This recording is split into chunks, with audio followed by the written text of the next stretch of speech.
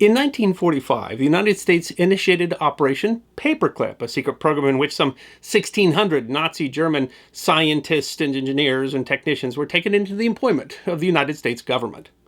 The ostensible purpose was to help develop technologies to win the ongoing war in the Pacific, but it was clear that the real focus was on the competition with the Soviet Union, which even then was clear was going to be the defining conflict of the post-war world. But of course, the Soviets were not going to be left out. Their project was called Osoaviakhim, but it operated much differently than Operation Paperclip. It is history that deserves to be remembered. The end of the war brought on a flurry of efforts from all sides to acquire German scientists for the future. Germany had significant technical experience, and while ultimately their nuclear program came to little, their scientists represented a significant resource in the army and technology race that both the West and the Soviet Union were already preparing for. Probably the most significant scientific development of the war was the Manhattan Project's atomic bomb, which immediately and instantly set the stage for the years to come.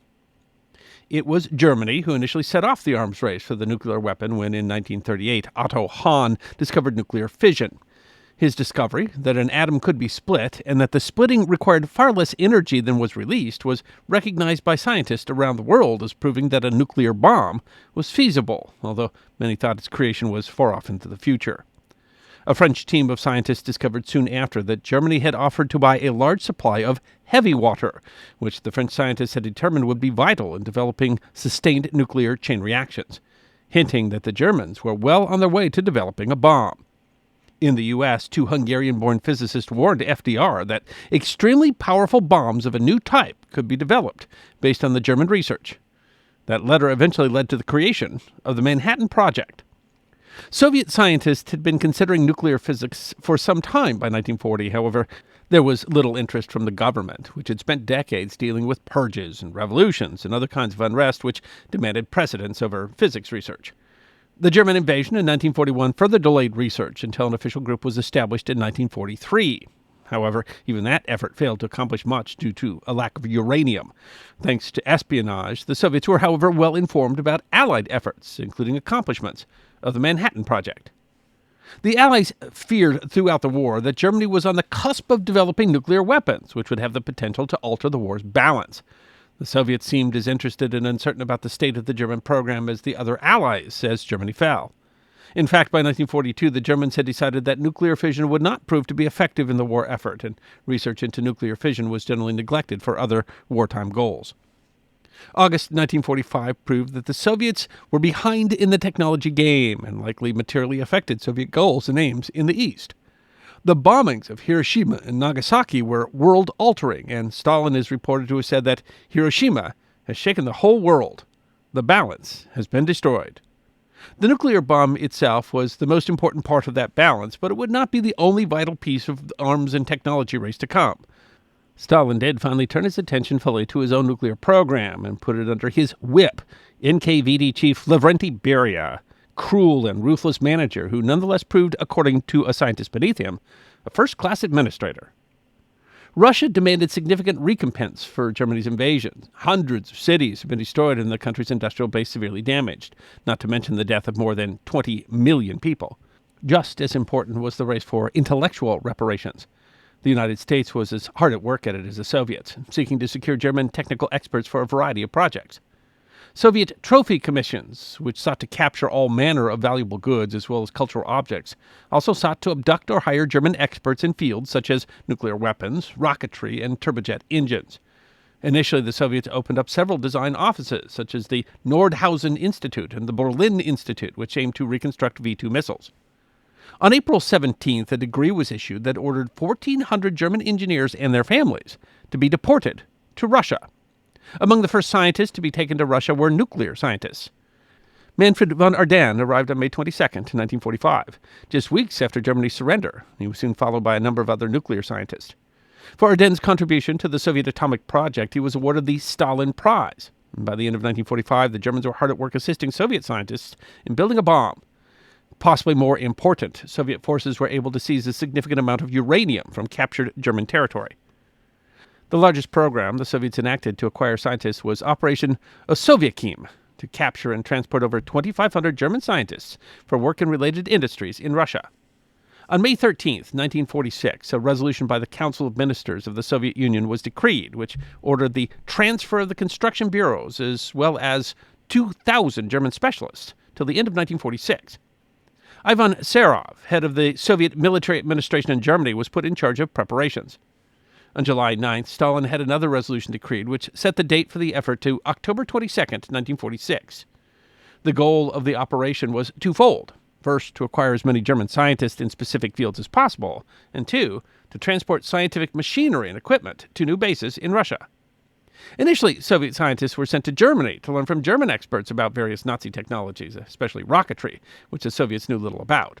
It was clear, however, that the research couldn't continue in Germany. Germans were gaining knowledge and learning important information the Soviets would rather keep classified, and building the infrastructure in Germany contributed to the industrial potential of the country, which the Soviets didn't want to do.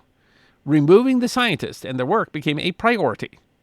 The operation was enormous. The United States Operation Paperclip took place over several years. The Russian operation was kept completely secret, and its recruitment took place over a single night.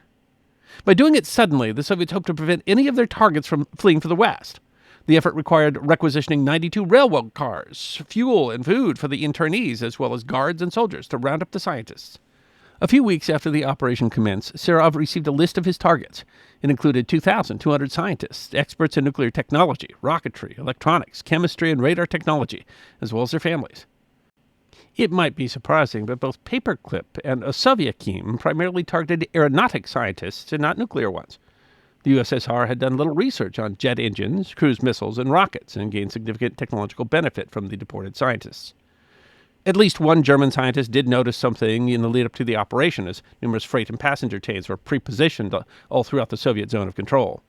At least one specialist managed to escape, but he couldn't warn his colleagues, as the phone system and public transportation were forcibly shut down by Soviet authorities. In the early morning of October 22nd, thousands of internal police and Soviet soldiers began arriving at German homes, with orders that the specialists were to prepare immediately for a trip to the Soviet Union. Wives could choose to stay in Germany if their husband approved, but most families chose to remain together, as did unmarried couples. One of the most important scientists taken in the operation was Helmut Grotrup, who worked under Werner von Braun. Grottrup's wife, Irmgard, was shocked at their treatment.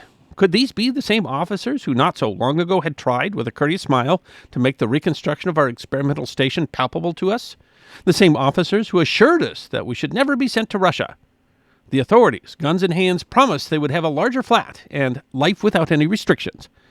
The only thing they couldn't promise, Irmgard wrote, was when we should see our own country again. A Soviet official remembered Serov's orders. No action is required of you except a farewell banquet. Get them good and drunk. It'll be easier to endure the trauma. Another engineer described the operation. Between midnight and 3 a.m., when everybody was asleep, they knew exactly where I lived. First of all, a few days before I was captured, a fellow came. They had a key. There was one interpreter who told me, "Get up. You are being mobilized to work in Russia."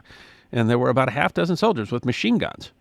When I wanted to get to the toilet, they checked first to make sure there was no escape hatch. The specialists were allowed to bring some furniture and personal belongings, but within a day or two, most, if not all of the targeted specialists were on their way to the USSR. Russian records say that 90% of the Germans resisted the order. The name of the operation, Osoaviakhim, is a Western invention based on an acronym of the Soviet organization, the Society for the Promotion of Defense, Aviation, and Chemistry, which recruited civilian workers for the Red Army.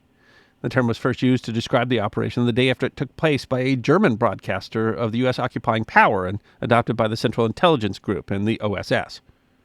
While the operation mostly went off without a hitch, it had its problems. Different institutions were in charge, and the various groups and institutions fought over the experts for their own operations and objectives. Grotrup was surprised to find that many of his colleagues didn't show up with him. They haggle over every single ordinary measuring instrument, recorder, oscillograph, etc., he said, and apparently over specialists. Grotrup called it a cattle market. As the operation was still going on, the Soviet Democratic Party of Germany issued a protest against the kidnappings. 2 days later, the British complained that numerous specialists were taken from Berlin, including some who lived in the British sector of the city. Newspapers reported that employees and workers had been requested to allegedly immigrate voluntarily, and an Austrian newspaper reported that Russian authorities assured them that no Germans had been forcibly deported. A number of special workers traveled to Russia with their families in order to work in Russian industry for 2 or 3 years after voluntarily signing a contract. Whole factories with their equipment were also taken, although without adequate storage space, some of that equipment rusted at train stations. Though taken against their will, conditions in Russia were reasonably good for the scientists, certainly better than for their Russian counterparts. In general, they were paid more and given more decent accommodations. They were dispersed to various institutions and projects, such as Ni-88, and were kept throughout the USSR. The German experts assisted the Soviets in producing rockets, such as copies of the V-2 rockets, as well as developing and organizing production plants. In general, however, the German projects were limited to consulting and practical training. Soviets had no desire to let the specialists know what Russia was working on. As historian Daniel Bose describes, the Soviets were only interested in skimming off the special knowledge of the technicians and engineers in order to be able to develop their own missile program. However, the Germans were essentially prisoners, almost never allowed to visit Moscow or see Soviet civilians. They were kept entirely separate from their Soviet counterparts, and many of the Soviet commanders avoided them simply because they hated Germans for Nazi actions during the war. They were increasingly made to feel useless as they were given little support. In 1950, Irmgard Grotrup complained that it is futile to keep on wondering what lies in store for us. Exactly nothing. A Soviet report said that by 1951, owing to their isolation from modern science and technology, the Germans were becoming useless. The Germans were held in the Soviet Union for between 5 and 12 years, but all had been returned to Germany by 1958, and the Soviets had developed their own professionals who could continue their work. Their work was important, however. Analysis afterwards determined that the Germans were at least critical in helping the Soviets to reconstruct the German rocket designs.